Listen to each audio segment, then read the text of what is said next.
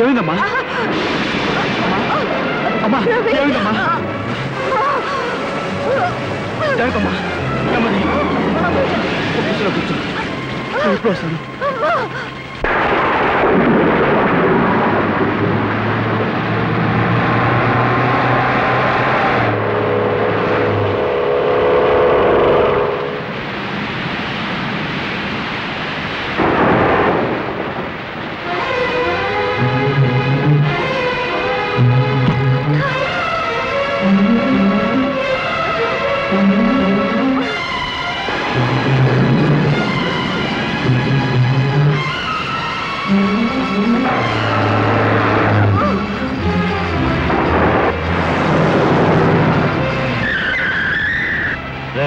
ఆ రోజు మనం జైలుకి వెళ్ళడానికి కారణం వాడే కదూ?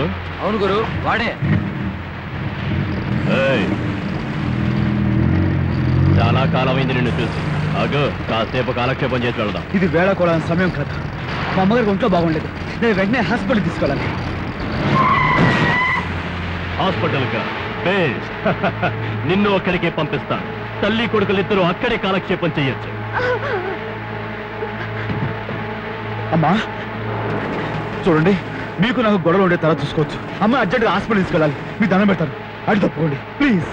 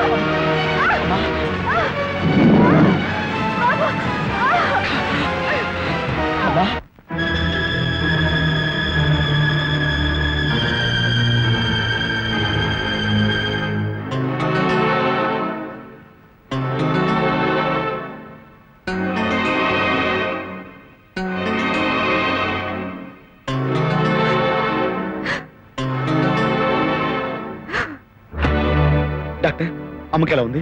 డోంట్ వరీ, సమయానికి తీసుకొచ్చారు. చూడు బాబు, ఆవిడికి అన్నయ్య ఎవరైనా ఉన్నారా? ఉన్నారు డాక్టర్. ఎందుకు అడుగుతున్నారు? 4-5 సార్లు ఆవిడ అన్నయ్య అన్నయ్య అంటూ కలవరించారు. ఆయన ఒకసారి అర్జెంటుగా తీసుకొస్తే ఆవిడని తొందరగా సేవ్ చేసిన వాళ్ళం అవుతాం. హరియం.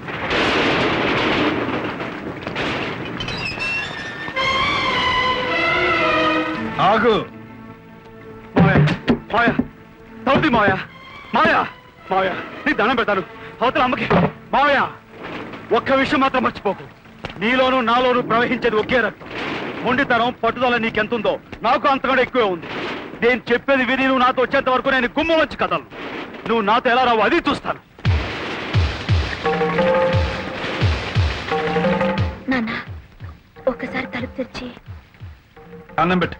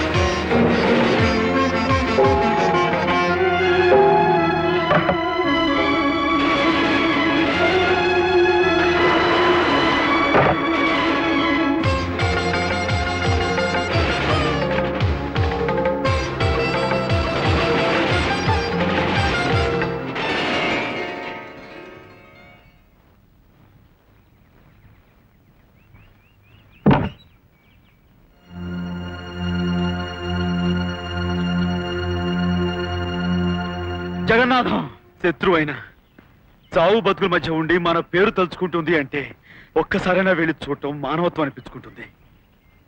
ఆసుపత్రిలో ప్రమాద పరిస్థితిలో ఉంది మా అమ్మ. అలాంటి స్థితిలో ఆమె ఎవరిని కలవరిస్తుందో తెలుసా? 25 ఏళ్లగా పెంచిన కొడుకుని కాదు, 25 ఏళ్ల క్రితం దూరం అయిన అన్నయ్యని.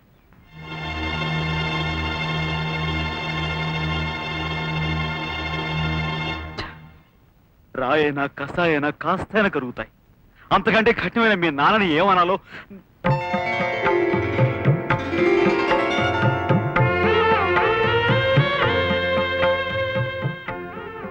తలదుడుచుకో, జలుబు చేస్తుంది.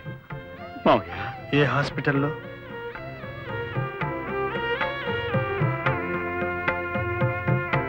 అమ్మా, అమ్మా,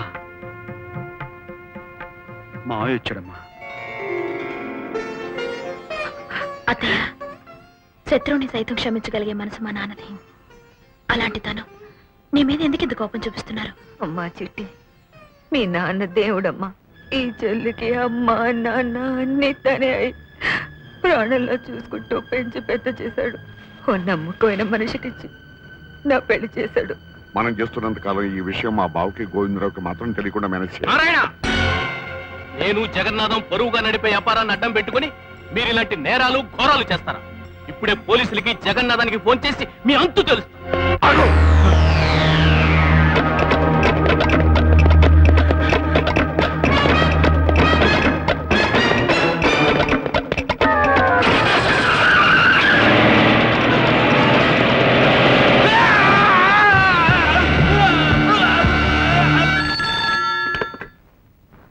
జగన్నాథం ఆయన పార్ట్నర్ గోవిందరావుని ప్రేమత్ గారితో గుర్తు చంపేశాడు.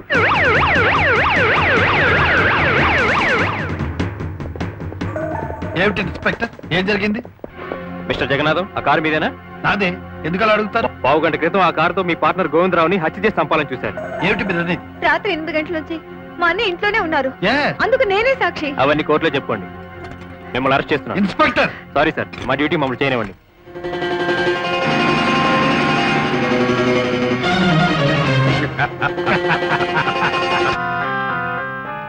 అదేమిటండి, మా అన్నని అరెస్ట్ చేసి తీసుకెళ్తుంటే మీరు అక్కడ దాక్కున్నారేమిటి? పోలీసులు వచ్చారు. పోలీసులు వస్తే మీరు దాక్కోవటం ఎందుకు? గోవిందయ్యని యాక్సిడెంట్ చేసి చంపింది నేను. మా అన్నయ్య నిర్దోష అన్నమాట. ఈ విషయం కోర్టులో చెప్తాను. ఆగు, కోర్టులో నువ్వేం చెప్పాలో నేను చెప్తాను. నేను రాత్రి మా అన్నయ్య 1 గంటకు హడావుడిగా ఇంటికొచ్చి పోలీసులు వస్తే 8 గంటలకే వచ్చి పడుకున్నాడని అబద్ధం చెప్పన్నాడని చెప్పాలి. నేను చెప్పను. నీ భర్తగా నేను చెప్పనని చెప్తే మీ అన్నయ్యకు 3 నెలల జైలు శిక్ష పడుతుంది. కాదని నిజం చెప్పావు, రిలీజ్ అయి బయటకు వచ్చి మా మనుషుల చేతిలో కుక్క చావుతా. నిజం చెప్పి మీ అన్నయ్యని చంపుకుంటావు, అబద్ధం చెప్పి రక్షించుకుంటావు, ఆలోచించు.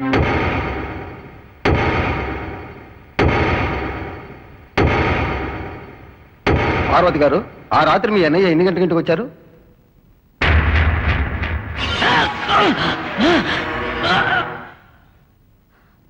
ఆ రోజు రాత్రి 1 గంటకి అన్నయ్య హడావిడిగా ఇంటికి వచ్చాడు.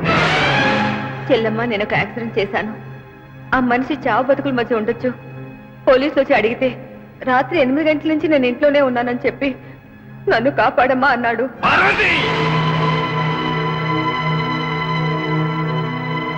ఈ తీర్పు 6వ తేదీకి వాయిదా వేస్తున్నాను. కేసు పూర్తయ్యే వరకు ముద్దాయిని కస్టడీలో ఉంచవలసిందిగా పోలీస్ శాఖను ఆదేశించడమైనది.